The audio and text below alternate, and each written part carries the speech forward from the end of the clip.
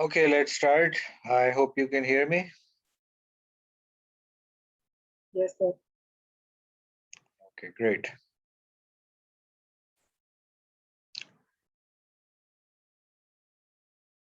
So, as usual, are there any questions from the previous session? Any questions about the report?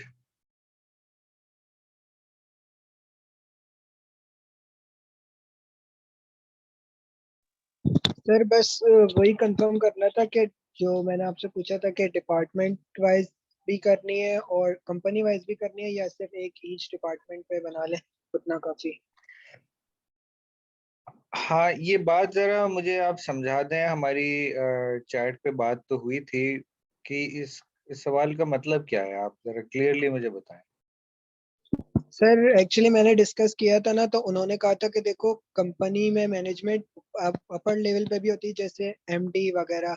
MD हैं, उसके नीचे फिर head है, तो उनकी भी अपनी एक मैनेजमेंट। और उसके बाद जैसे हम किसी मैनेजर की बात करते हैं, तो मैनेजर के नीचे भी जैसे एम्प्लॉयज काम कर रहे होते हैं, तो उनके भी एक मैनेजमेंट होती है।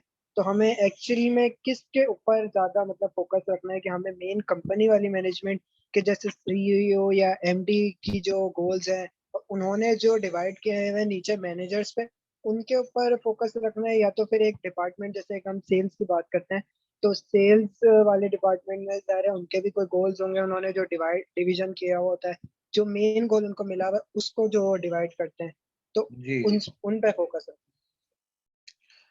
अच्छा उसामा, इसमें कंफ्यूजन पता है क्या हो रही है?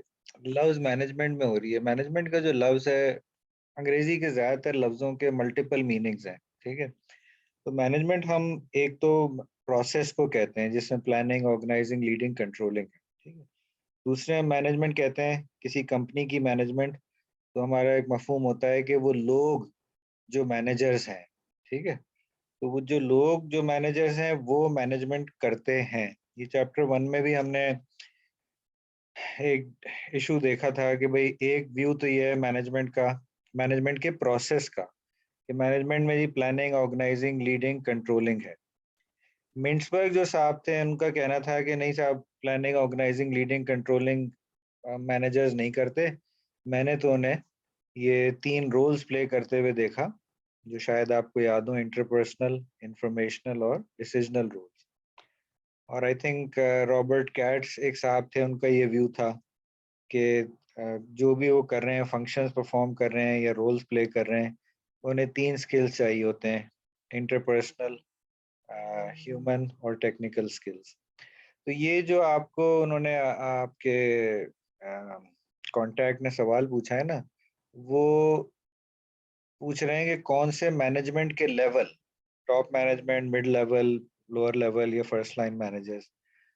हमारे जो रिपोर्ट का मकसद है, क्योंकि ये आप लोगों का पहला मैनेजमेंट का कोर्स है, ठीक है, तो इसमें ओवरव्यू मैं चाहता हूं कि आप कंपनी की ओवरऑल मैनेजमेंट की प्रैक्टिसेस का बताएं कि उस कंपनी में ओवरऑल प्लानिंग जो है वो कैसे होती है। ठीक है, अब जाहिर है वो जो प्लानिंग, ऑर्गेनाइजिंग, लीडिंग, कंट्रोलिंग कैसे होती है वो लोग ही परफॉर्म करते हैं। तो अगर हो सके तो आप कोशिश करें कि टॉप मैनेजमेंट जिस तरह से अपने प्लानिंग, ऑर्गेनाइजिंग, लीडिंग, कंट्रोलिंग करती हैं, उस पे आप फोकस करें। अब इशू ये आता है कि जो कॉन्टैक्ट्स होते हैं आमतौर पे, जैसे आपसे चैट पे भी बात हुई थी, वो सीईओ या एमडी का तो कांटेक्ट होता नहीं है, या बोर्ड ऑफ डायरेक्टर्स का। तो कांटेक्ट होता है मिड लेवल का या फर्स्ट लाइन मैनेजर्स का। तो वो अपने लेवल का ही बता सकते हैं, जाहिर है। तो उनको मगर फिर भी अगर उनको 2-4 साल भी हो गए काम करते हुए, उन्हें कुछ अंदाजा होगा कि टॉप लेवल पे प्लानिंग कैसे होती है, या हमारी कंपनी के टॉप लेवल गोल्स क्या हैं और ऑर्गेनाइजेशनल स्ट्रक्चर क्या है। तो खाली किसी एक डिपार्टमेंट का ऑर्गेनाइजेशनल स्ट्रक्चर मैं नहीं चाहूँगा, मैं चाहूँगा कि आप कंपनी का overall company structure, organisation chart बनाएं या हासिल कर लें जिस भी तरीके से। उसमें ये मतलब नहीं है कि आप अगर 600 एम्प्लॉयज हैं तो 600 लोगों का ऑर्गेनाइजेशन चार्ट आप बनाएं। नहीं, सीईओ, वाइस प्रेसिडेंट्स या डायरेक्टर्स और डिपार्टमेंटल हेड्स, उनके नीचे 1-2 लेवल, तो 4-5 लेवल का ऑर्गेनाइजेशन चार्ट जो है वो चल जाए। तो top level goals, top level organisation structure, ideally top leadership. अगर टॉप लीडरशिप का पता ही नहीं है आपके कॉन्टैक्ट को कि भाई हमें तो पता ही नहीं कि सीईओ या एमडी साहब या प्रेसिडेंट का क्या स्टाइल है मैनेजमेंट का, तो फिर उनसे आप उनके लेवल का पूछ लें कि भाई आप बता दीजिए कि जो आपके बॉस हैं उनका स्टाइल क्या है, जो हमने देखा था डेमोक्रेटिक स्टाइल है या लेसे फेयर स्टाइल है, कंट्रोलिंग ऑटोक्रेटिक स्टाइल है, या वो मैनेजरियल ग्रिड पे उनको चार्ट आउट कर दें, तो कम से कम अपने बॉस का तो उन्हें पता होगा। तो ये तो हो गई कि अगर आप मेहनत करके खुद से रिपोर्ट बना रहे हैं। बार बार मैं ये कह रहा हूँ, आपके दूसरे सेक्शन को भी काफी लंबा समझाया है अभी आप लोगों से पहले कि अगर कोई रिपोर्ट, क्योंकि बेसिक मैनेजमेंट का कोर्स है, इस पे रिपोर्टें बहुत मिल जाएंगी आपको, तो वो अगर मिल जाती हैं तो वेल एंड गुड, मिल भी जाएंगी। इंटरनेट पे आप सर्च करें, अपने दोस्त अहबाब कजन्स होते हैं, तो ये बहुत पैसे हैं तो खरीद लेते हैं बाज लोग रिपोर्टें, और ज़्यादा पैसे हैं तो वो लिखवा लेते हैं रिपोर्टें दूसरों से। वो लिखवाने का तो मैं बिल्कुल सजेस्ट नहीं करूँगा, मगर ये कि अगर रिपोर्ट आपको मिल जाती है तो उसको आप इस्तेमाल ज़रूर कर लें, मगर ये ऑनेस्टी इंटेग्रिटी रखें कि आप उस रिपोर्ट को रेफरेंस करें कि भाई ये चीज़ें जो हम कोट कर रहे हैं, ये जुमले जो हैं, ये पैराग्राफ जो हैं, ये फैक्ट्स एंड फिगर्स जो हैं, ये हमने XYZ रिपोर्ट से लिए हैं, जिस फलाने स्टूडेंट्स ने फलानी यूनिवर्सिटी में फलाने सन में बनाई थी। अब अगर आप ये नहीं करेंगे प्रॉपर रेफरेंसिंग, और मैं चाहूँगा कि हर पेज के बॉटम पे रेफरेंस दिया हुआ फुट नोट्स के फॉर्म में, तो फिर मैं ये अज्यूम करूँगा कि जो आप लिख रहे हैं, आप क्लेम कर रहे हैं कि ये आपका अपना लिखा हुआ है, और फिर वो मेरे लिए डिटेक्ट करना आसान भी होता है, मगर एक वक्त का ज़िया भी होता है कि वही मैंने जब इजाज़त दे दी थी कि पुरानी रिपोर्ट इस्तेमाल कर सकते हैं सोर्स मटेरियल के तौर पे या बुनियाद के तौर पे, तो फिर भी स्टूडेंट्स ने सोचा कि मतलब एक गेम खेलते हैं स्टूडेंट के, देखें कि पकड़ा जा सकता है या नहीं पकड़ा जा सकता, तो उसका कोई फ़ायदा है नहीं। आपका भी टाइम ज़ाया होगा, मेरा भी टाइम ज़ाया होगा, और सबसे अहम चीज़ कि आपको सीखने का मौका नहीं मिलेगा। ठीक है? तो कोशिश करें अपनी एफर्ट और ओवरऑल मैनेजमेंट प्रैक्टिसेस पे, प्लानिंग, ऑर्गेनाइजिंग, लीडिंग, कंट्रोलिंग। तो अब कोई बात बेहतर क्लियर हुई है आपको? यस सर, क्लियर है, थैंक यू। वेलकम। बस अब 10 दिन रह गए हैं, मेहनत कर लें इस पे। 21 से एग्जाम्स अभी तक तो स्केड्यूल्ड हैं। अच्छा, anyway, okay, so if I am not mistaken, last time हम ये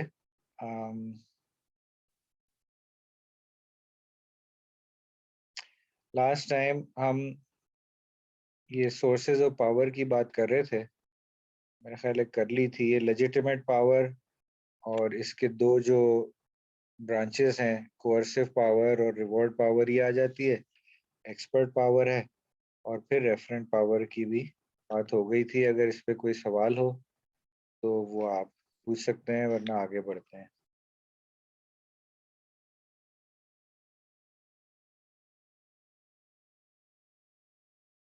ठीक है, अब इस वक्त 14 people are there, but I don't know if everybody has put in their roll number and name.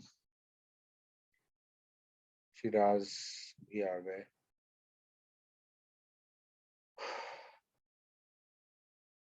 ठीक है, ऑलराइट।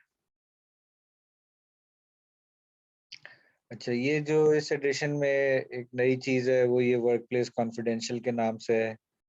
इसमें मुख्तलिफ रियल लाइफ सिचुएशन से कैसे डील किया जाए ताकि कुछ प्रैक्टिकल एडवाइस भी मिल जाए। वो है कि अगर आपका जो बॉस है, जो आपका डायरेक्ट लीडर है, उनका स्टाइल हो सकता है कि माइक्रो मैनेजमेंट का स्टाइल हो। माइक्रो मैनेजमेंट समझते हैं?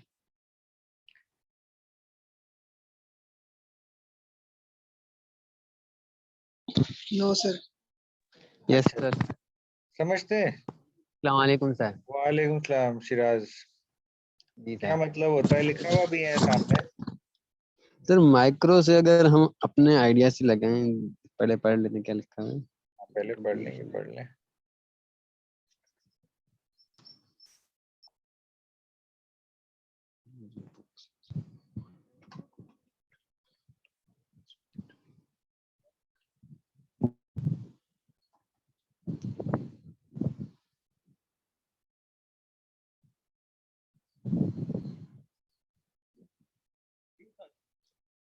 सर यहाँ पे माइक्रो मैनेजिंग बॉस का मतलब लिखा हुआ है कि एक कोई ऐसा बॉस जो आपकी हर चीज पे कंट्रोल हासिल करना चाहे, यानी कि छोटी से छोटी चीज पे भी वो चाहे कि वो कंट्रोल करे। हाँ, तो वो एक टर्म इस्तेमाल की जाती है, कंट्रोल फ्रीक। फ्रीक होता है ना कि पागल, बिल्कुल। तो उसे एक एक चीज पे जो है ना वो चाहिए। अगर लेट से आपको 5 साल भी हो गए काम करते हुए और आपके बॉस ने कहा है कि भाई देखो मंडे को प्रेजेंटेशन है तो जरा आप बना लेना, आपको आती है, आप कर चुके हैं प्रेजेंटेशन भी और सब, मगर वो कुर्सी खींच के आपके साथ आपकी डेस्क पे बैठ जाएंगे और वो कहेंगे अच्छा इसको ये फॉन्ट यहाँ से ऐसा बदलो, अच्छा ऐसा करो, ये तस्वीर इधर डाल दो, ये पॉइंट, मतलब वो आप पे छोड़ नहीं रहे, हालांकि आपकी सलाहियत है। डेलीगेशन जो होता है उसमें आप काम नीचे के लेवल वाले को दे देते हैं अगर उसकी सलाहियत, दिलचस्पी और काबिलियत है। मगर ये एक मिजाज होता है बाज बॉसेस का कि वो माइक्रो यानी छोटा मैनेजमेंट हर चीज की करने की कोशिश करते हैं। तो इसमें मसला ये हो जाता है कि फ्रस्ट्रेटिंग हो जाता है कि आपका अपना दिमाग, आपकी समझ है, तो प्रेजेंटेशन लेट से आपने बना ली, फिर आप जाके बॉस को दिखा सकते हैं कि ये देखें करा है, वो अपना फीडबैक दे दें, ये तो ठीक है। मगर अगर वो एक एक स्लाइड पे बैठ के आपको एक एक चीज का बताएं, हद ये है कि बैकग्राउंड कलर क्या होना चाहिए और फॉन्ट क्या होना चाहिए और एग्जैक्ट वर्ड्स क्या लिखा हुआ हो, तो फिर वो लगता है कि जैसे आपको बच्चों की तरह जो है वो ट्रीट किया जा रहा है, तो कोई भी उसको ठीक नहीं समझता। ठीक है ना? तो ऑफ कोर्स कुछ चीजें बतानी पड़ती हैं। अब हम अपने रिपोर्ट की बात करें कि भाई मैंने कहा रिपोर्ट बनाए, तो इसमें मैंने ना पेज नंबर बताए, ना मैंने फॉन्ट बताया है, ना फॉन्ट साइज बताया है। ठीक है? हाँ, कुछ गाइडलाइंस आपको दिए हैं कि भाई एफर्ट जेन्युइन हो ताकि आप सीख सकें, और रेफरेंसेस आपके पक्के हों ताकि आपका अपना काम हो या जहाँ से उठाया है कोई मटेरियल वो प्रॉपरली रेफरेंस्ड हो। ना मैंने कंपनी का बताया, ठीक है? ना मैं एक एक पॉइंट पे जो कोई इशू आता है, कोई कंफ्यूजन है, जैसे उसामा पूछ रहे थे, तो वो क्लियर कर दी, बट दैट्स अबाउट इट। ठीक है? तो कुछ चीज़ें ज़रूर मैंने सेंट्रल की हैं। बाज़ जगहों पे जहाँ मैंने पढ़ाया है, तो वहाँ मैं उनको बाकायदा फ़ॉन्ट साइज़ और फ़ॉन्ट टाइप भी बताता था कि font size 12 times new Roman type जो है फ़ॉन्ट टाइप। उसकी वजह ये थी कि और सिंगल लाइन स्पेसिंग में कहता था। उसकी वजह ये थी कि जब फिजिकल रिपोर्टें देते थे तो बाद स्टूडेंट समझते थे कि अगर रिपोर्ट के नंबर ऑफ पेजेस बढ़ा दिए जाएं तो टीचर ज़्यादा इम्प्रेस होंगे, तो वो डबल लाइन स्पेसिंग कर दी, फॉन्ट को 12 के बजाय 14 साइज कर दिया। ठीक है ना? तस्वीरें बहुत सारी डाल दी फैक्ट्री की और ऑफिस के हेड ऑफिस की, ये बिला वजह ताकि पेजेस बढ़ जाएं।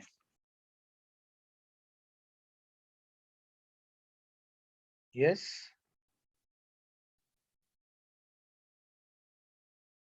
अच्छा, अच्छा ये देखें डिपार्टमेंट की तरफ से हिदायत हैं कि ये I don't know who is venomous,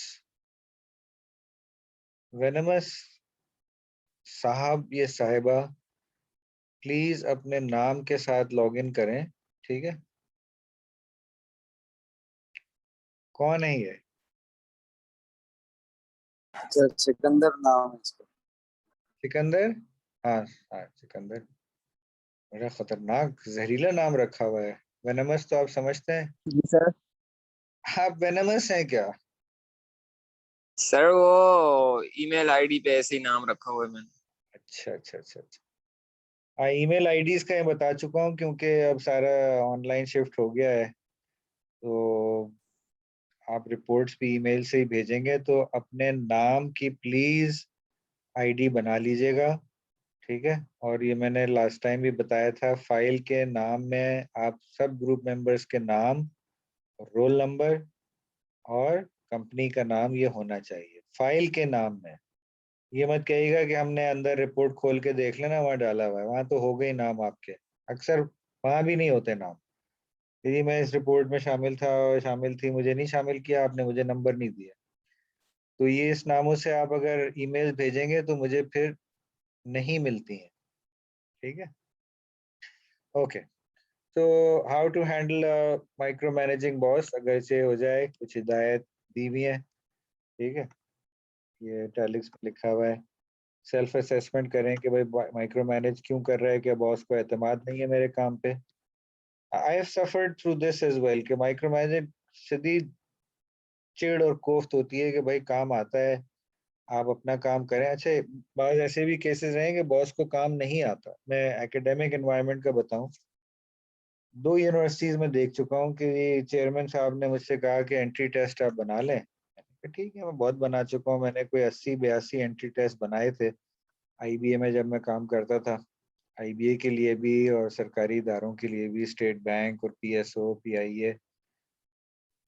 अब उनको यकीन ना आए कि इसने बनाए हुए हैं, तो वो एक एक चीज देख रहे हैं। बल्कि एक चेयरमैन ने तो कहा कि आप अपना ही बनाया हुआ टेस्ट पेपर आप सॉल्व करके दिखाएं मुझे। और एक एमएससी मैथमेटिक्स को भी बिठा लिया, जो डिपार्टमेंट में स्टैट्स पढ़ाते थे, कि आप भी सॉल्व करें। तो अब ठीक है, बैठ के सॉल्व किया। मैंने कहा मतलब फायदा क्या है इसका, पेपर मैंने बनाया, जवाब मुझे मालूम है। वो जो एमएससी स्टैट्स था, उससे वो अरिथमेटिक के सवाल भी नहीं हो रहे थे, क्योंकि वो ज़ाहिर है प्रिपरेशन ना हो तो मुश्किल हो जाती है। खैर वो जब उन्होंने देख लिया कि हाँ भाई मेरे तो पूरे नंबर आ गए, तो उन्हें यकीन आ गया कि हाँ भाई इसी ने टेस्ट बनाया है, इसने कहीं से उठा उठा के नहीं। मगर ये है कि to his credit, next time अगले साल जब बारी आई टेस्ट बनाने की, तो फिर वो लिटरली मुल्क छोड़ के ही चले गए। वो ब्रिटिश सिटीजन भी थे, पाकिस्तानी ओरिजिन के, और मुझे वो डिफैक्टो चेयरमैन बना के, इंचार्ज एक ओहदा होता है, वो बना के और चल दिए कि भाई तुम ही संभाल लेना सारा प्रोसेस जो है। तो असेसमेंट करना चाहिए कि भाई क्यों बॉस ऐसा मैनेज कर रहा है। हाँ, आप न्यू टू द जॉब हैं, तो फिर बॉस हो सकता है आपको माइक्रो मैनेज करे। हालात अगर बदल गए हैं, तो वो हो सकता है कि कोई चेंज आ गया जिसकी वजह से माइक्रो मैनेजमेंट की ज़रूरत पड़ रही है, और बॉस को बहुत ख्याल है कि आउटपुट और परफॉर्मेंस बिल्कुल ठीक हो, कोई गड़बड़ ना हो जाए। स्पेशली अगर कोई कंपनी वाइड इवैल्यूएशन चल रहा होता है या ऑडिट चल रहा है, तो फिर बॉस का कंसर्न होता है।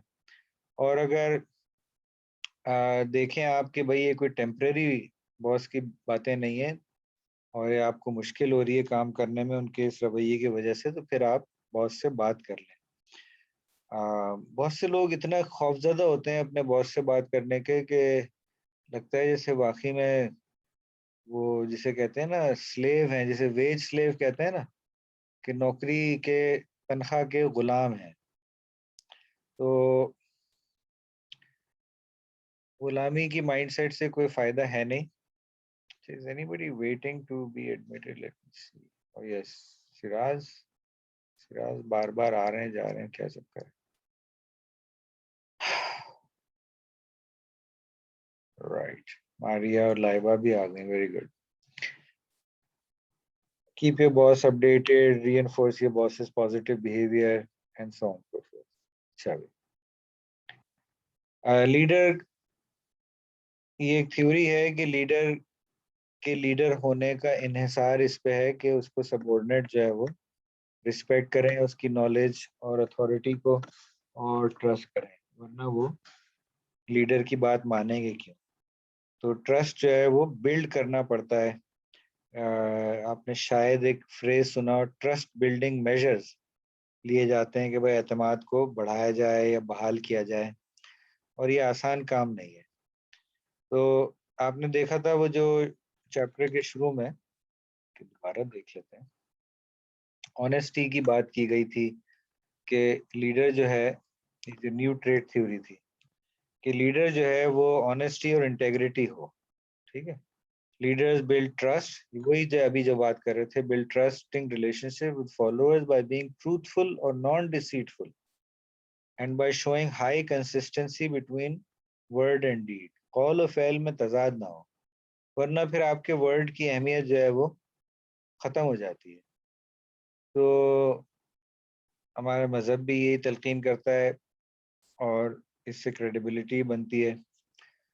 और हमारे सियासी उसमें तो ये बाकायदा एक जुर्म है कि अगर आप सादिक और अमीन नहीं है तो आप पॉलिटिकल ऑफिस नहीं होल्ड कर सकते, कहने की हद तक। तो ये अगर कौल फ़ैल में तज़ाद नहीं होगा तो आपका फॉलोअर जो है वो आपकी बात को ट्रस्ट करेंगे कि भाई जो ये कहते हैं, ये कहती हैं, वो एक्चुअली होता भी है। ठीक है, तो ट्रस्ट जो है बनाया जाता है बड़ी मुश्किल से, और ट्रस्ट खोना जो है वो बहुत आसान है। तो यहाँ इन्होंने मजीद 5 इंग्रेडिएंट्स दिए हैं। इंटेग्रिटी, जिसका मतलब है ऑनेस्टी हो और ट्रूथफुलनेस हो, कॉम्पिटेंस हो आपकी, कंसिस्टेंसी हो, बिल्कुल आप हर वक्त पलटते ना रहते हो अपने डिसीजंस, लॉयल्टी हो, लॉयल्टी अपने फॉलोअर्स के साथ भी हो, आप उनको अगर कोई प्रॉब्लम में है, कोई इशू आ रहा है तो उनको आप प्रोटेक्ट करें as a person, physically and emotionally, and openness हो। तो ये अगेन हमने पिछले सेशन में जो देखा था कि डेमोक्रेटिक स्टाइल होगा तो ओपननेस होगी, वरना जो है वो डिक्टेटोरियल स्टाइल में, ऑटोक्रेटिक स्टाइल में तो ओपननेस नहीं है, वो तो फिर वन वे चल रहा है सारा काम।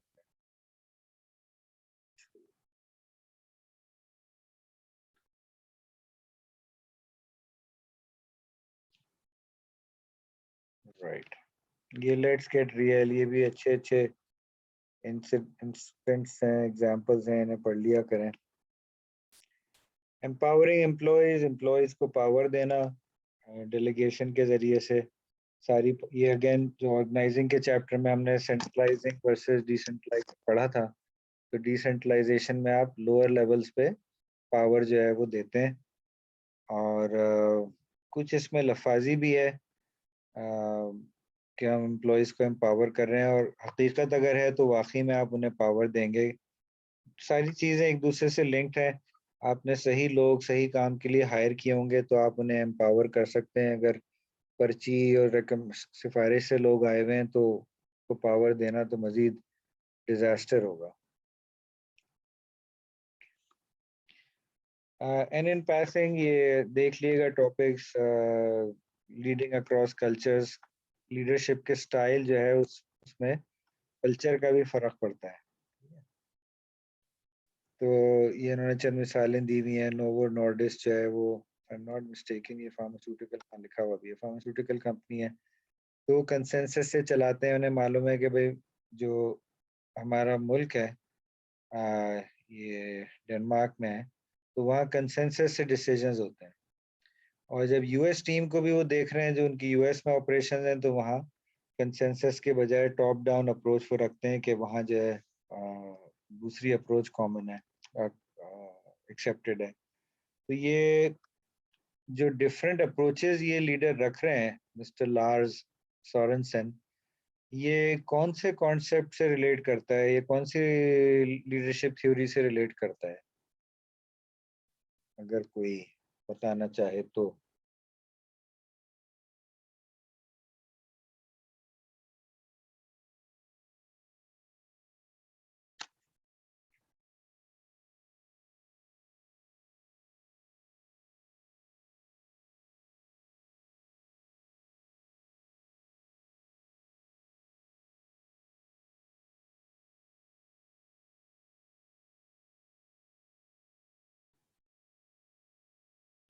हाँ भाई, anybody still awake?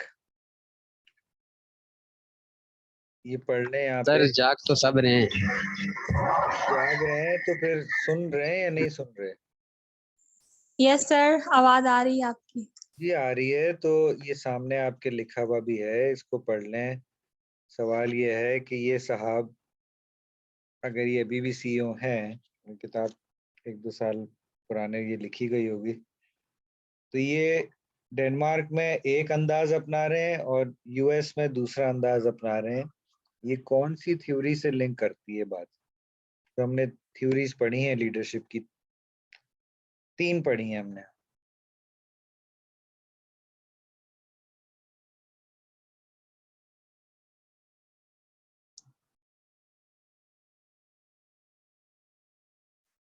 Yes? No?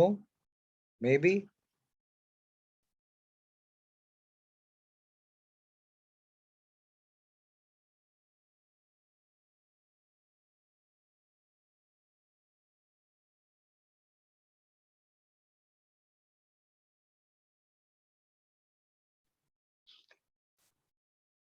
Okay, let's see who's awake. Miss Isra Ibrahim.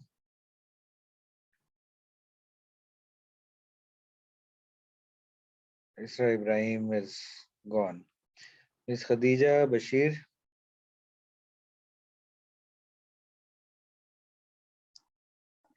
Yes, sir. आप कुछ बताना चाहेंगी कि ये कौन सी थ्योरी से रिलेट करता है? ये जो मैन लीडर की सीईओ की एग्जांपल है, 3 थ्योरीज याद हैं?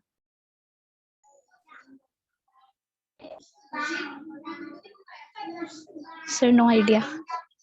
पिछले सेशन में थी आप? Sir, अच्छा चलें। Mister Khadim Hussain, miss Laiba, mister Ikhlas. No idea sir. नहीं, ये तो बहुत ही, इसे अंग्रेजी में कहते हैं कॉपाउडी, तो बहुत अच्छा है। पता नहीं, आप ही बता दें, क्योंकि आपका काम है हमें बताना। आप टीचर हैं, हम तो ऐसे ही आके बैठ जाते हैं। भाई 3 थ्योरीज पढ़ी थी, ट्रेड थ्योरी, बिहेवियरल थ्योरी और कंटिंजेंसी थ्योरी। तो ये जो सीईओ कर रहे हैं प्रैक्टिस, ये कौन सी थ्योरी से लिंक करती है बात? सोचें थोड़ा सा।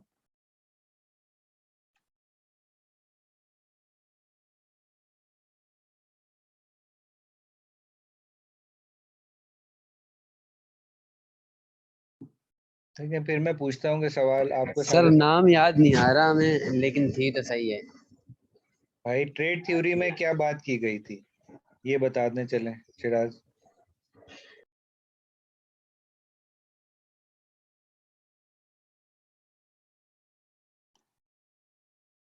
सर ट्रेड, कभी कभी हम भी चुप हो जाते हैं। हाँ, ट्रेड थ्योरी में बात की गई थी कि लीडर की ट्रेड देखो, फिजिकल साइकोलॉजिकल ट्रेड देखो, ठीक है। बिहेवियरल थ्योरी में उसका बिहेवियर देखो। कंटिंजेंसी थ्योरी में था कि लीडर का बिहेवियर उसके सिचुएशन से मैच करना चाहिए। अब जब आप बता दें कि ये कौन सी थ्योरी से लिंक कर रहा है? Sir situational theory. जी, कौन बोल रहा है ये? सर मेमूना। जी मेमूना ने बिल्कुल सही जवाब दिया। सिचुएशनल अप्रोच या कंटिंजेंसी अप्रोच अप्लाई करते हुए सीईओ साहब सोच रहे हैं और प्रैक्टिस कर रहे हैं कि डेनमार्क में एक स्टाइल चलेगा और यूएस में दूसरा स्टाइल चलेगा। यही अगर पाकिस्तान आ जाए तो ये दूसरा स्टाइल अपनाएंगे। एमएनसीज में जो गोरे आते हैं, बाज दफा वो समझते हैं कि ये लोग गाली गलौज के बगैर ये नहीं चलेंगे, गालियां तक दी हैं। मैंने खुद नहीं सुनी, मगर जो मेरे कुलीग्स थे, उनके बॉस आ गए थे तो उनको जो है उन्होंने बहुत जलील किया। उन्होंने देख लिया कि भाई इस कल्चर में, चाहे मल्टीनेशनल है बहुत बड़ी, उसमें इनको जलील करे बगैर ये काम नहीं करेंगे। तो different situations require different approaches, और यही जो है लार्स सोरेनसन साहब जो है वो कर रहे हैं। अब यहाँ कुछ एग्जांपल्स दी हुई हैं क्रॉस कल्चरल लीडरशिप प्रैक्टिसेस की। ये जनरलाइजेशंस हैं, जरूरी नहीं कि हर इस मुल्क में हर लीडर जो है यही स्टाइल अपना रहा हो, बट चंद हम देख लेते हैं। कोरियन लीडर्स जो है वो पैटर्नलिस्टिक, यानी बाप का रोल जो है प्ले करें। तो बाप जैसे होता है कि ज़रा सख्ती से, मगर कुछ प्यार मोहब्बत भी कॉम्बिनेशन से पेश आते हैं। अरब लीडर्स ये कहते हैं कि बड़ी काइंडनेस और जनरॉसिटी शो करते हैं बगैर पूछे हुए, ठीक है। अगर वो शो करते हैं तो दूसरे अरब उनसे देखेंगे कि ये कमज़ोर लीडर है, खुशामद करने की कोशिश कर रहे हैं। चाइनीज़ लीडर जो हैं वो तवक्को होती है कि वो पॉजिटिव रहेंगे जब उनको अटैक किया जाए, मतलब उनकी परफॉर्मेंस को। European leaders action oriented prefer किए जाते हैं। Japanese leaders are expected to be humble and speak frequently. ये जापान एयरलाइंस जैल जो है उसके सीईओ का यूट्यूब पे इंटरव्यू आपको मिल जाएगा। वो आदमी, ये लिखा है ना हम्बल, वो सीईओ होने के बावजूद बस में आता था ऑफिस, ठीक है, और उसने अपनी तनख्वाह, अब आप कहेंगे वो तो बहुत हो गई, कुल $90,000 रखी हुई थी। सीईओ के लिहाज से बहुत कम तनख्वाह है। और वो कह रहा था कि मैं सेकंड हैंड शॉप से अपने सूट्स खरीदता हूँ। ये ह्यूमिलिटी की वजह से कि मैं कोई बहुत बड़ी फैंसी गाड़ी में और इटालियन सूट्स में नहीं आऊंगा, आई वांट टू बी, तो ये जापानीज कल्चर है, ठीक है ना। और पाकिस्तान में आप काम करेंगे तो आपको पता लग जाएगा कि पाकिस्तानी लीडर्स का स्टाइल क्या होता है टिपिकल। जैसे आपने टर्म सुनी होगी सेठिया कल्चर, क्या मतलब होता है इसका? सेठ साहब का क्या अंदाज होता है लीडरशिप का? सर वो कोई काम नहीं करता। वो तो नहीं करता, मगर वो उनके काम करवाने का अंदाज क्या होता है? How do they treat their subordinates?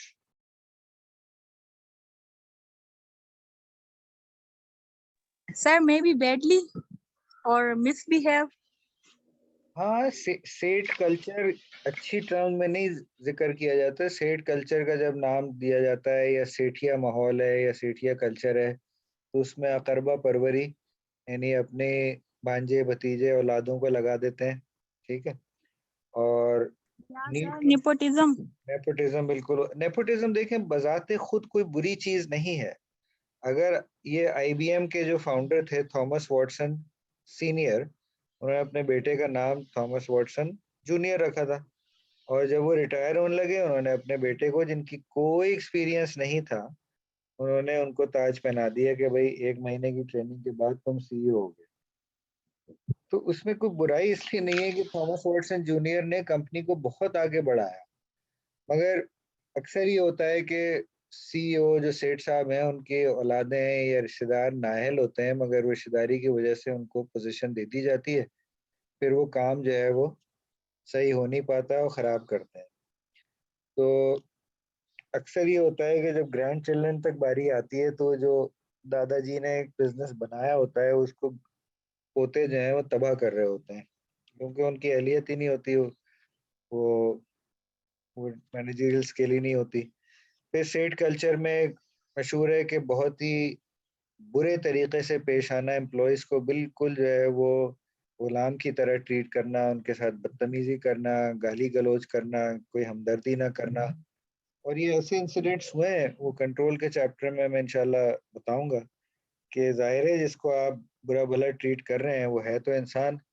तो यहाँ पाकिस्तान में भी केसेस हुए हैं कि फिर एम्प्लॉय ने कुछ नहीं देखा कि तुम होगे सेठ, उन्होंने बास केसेस में जानी बदले भी लिए, ठीक है ना, या सिवियरली इंजर करने की कोशिश की और कामयाब भी हुए, कुछ बास केसेस में कत्ल कर दिया उन्होंने सीईओ को भी, क्योंकि उन्होंने बदतमीजी की थी एम्प्लॉय के साथ, लोएस्ट लेवल एम्प्लॉय के साथ। तो ये एक्चुअल किस्से हैं, वो फिर वायलेंस का टॉपिक है कंट्रोल के चैप्टर में, उसमें फिर डिस्कस करते हैं। तो इसीलिए कोशिश कीजिएगा कि एक अच्छे प्रोफेशनल कॉर्पोरेट सेक्टर में जॉब मिले जहां सेठों से वास्ता ना पड़े।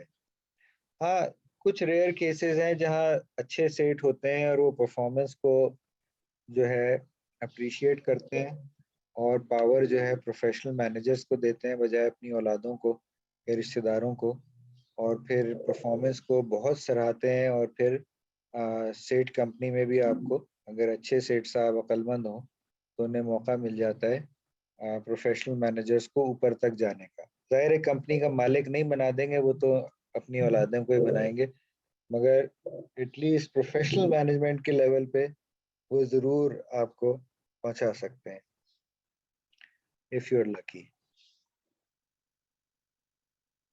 And last but not least, leader training का कॉन्सेप्ट है। क्वेश्चन ये है कि आर लीडर्स born और आर लीडर्स मेड? क्या आपका ख्याल है?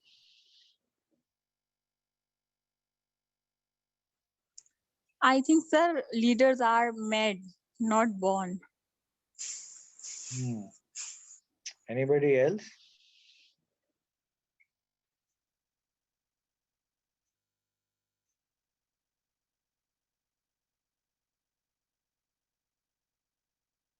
जी, ये कौन बोल रहा था अभी? सर मैं समिया।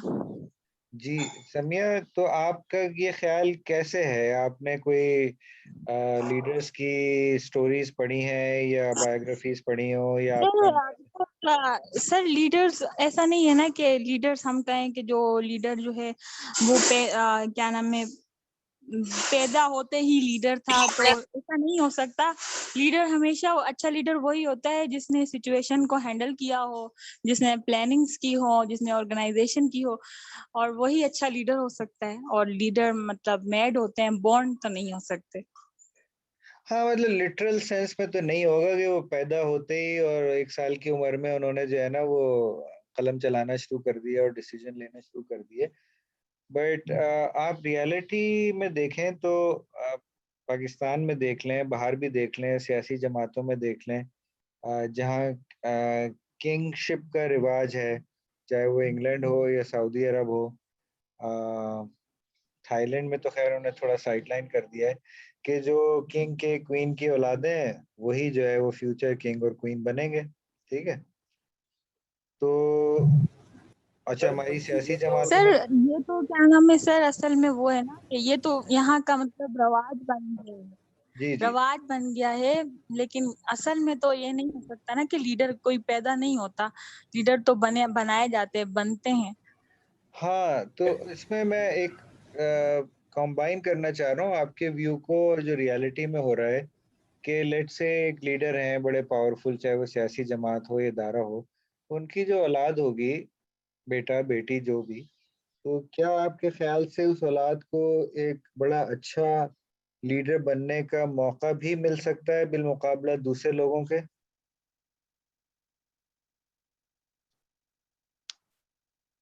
सर मैं यहाँ पर एक बात ऐड कर दूं। जी जलाल। मैं इतना कहूँगा कि कुछ चीज़ें जेनेटिकली भी आ जाती हैं, जैसे कि बाज़ ख़ानदानों में उनका रिवाज होता है, उनका एक उसके ख़ानदान में एक पावर होता है कि वो लीड कर सकता है लोगों को। और ऐसे भी लोग हैं, मतलब ये शायद किसी को बुरा भी लगे कि उनके ख़ानदान या उसके बारे में लोग बुरा भला कहते हैं या उनमें ऐसा मतलब कोई लीडर पैदा नहीं हो, वो हाँ, अलग बात है। अब है कुछ ख़ानदान जैसे हैं जिसमें होल्ड ऑन उनकी टू दैट थॉट जेनेटिकली जलाल, बहुत टाइम खत्म पावरफुल है। होने वाला है। अभी हम फौरन दूसरे सेशन में लॉग इन कर लेते हैं, तो आप I'd like कि आप अपना व्यू जरा बयान कीजिएगा, ठीक है ना? Okay okay. जी जरूर। Okay, so do log in, I think after a few minutes onto the